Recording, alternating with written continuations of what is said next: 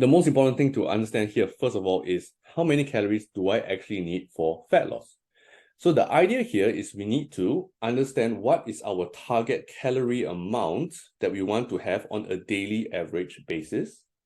And then we'll be able to start playing around with how do we make some days higher and how do we make some days lower from this baseline. So we need to know how to calculate how many calories we need for fat loss. And the easiest way to do that, right? How many calories do you actually need to eat? Is to take your goal body weight and multiply it by 23. I know this equation sounds ridiculously, stupidly simple, but the truth is there's so many different equations to calculate your calorie count. Like you have the Harris-Benedict, you have Mifflin-St. Jean, you have like even some of the Navy calculations.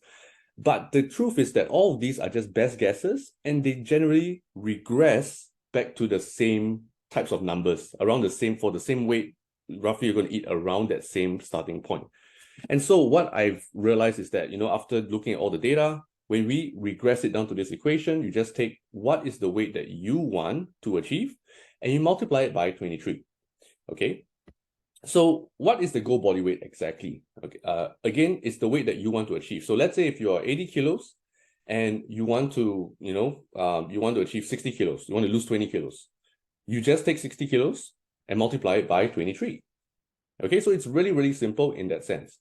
However, here's a little caveat. I would recommend that you, in order to ensure that you don't, be too aggressive with your deficit at the start, what you can do is you can just take a 10% off from where you currently are.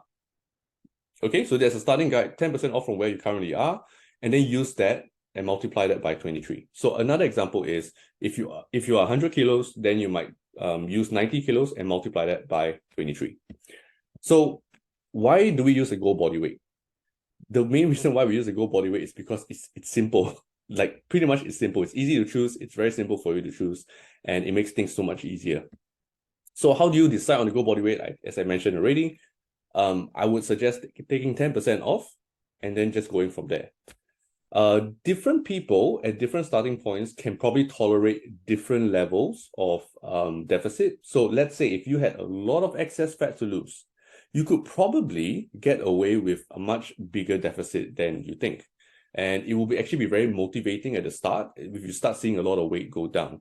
But sometimes if you are on the lower end of the scale, let's say if you're like 60 kilos or you're 70 kilos, you might want to take a smaller deficit and maybe do it in steps. Regardless, it doesn't really matter in that sense. Just choose one and use that to calculate your starting calories, and then you can work from there.